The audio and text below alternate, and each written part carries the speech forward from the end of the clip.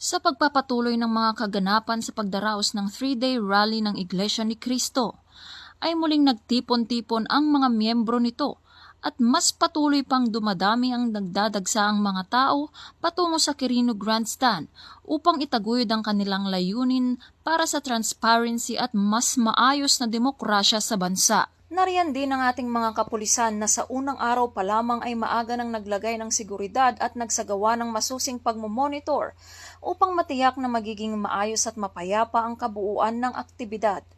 Patuloy nilang binabantayan ang daloy ng mga tao at handa ring rumisponde sa anumang sitwasyon na maaring magdulot ng abala o panganib. Sa kanilang maagap na aksyon at malinaw na koordinasyon, naging maayos ang takbo ng unang araw ng aktibidad at nagbigay ng katiwasayan sa mga dumalo. Mula dito sa US Embassy Manila, ako ang inyong Police News Network correspondent, Patrolwoman Aiza Corpus, alagad ng batas, tagataguyod ng balitang pulis.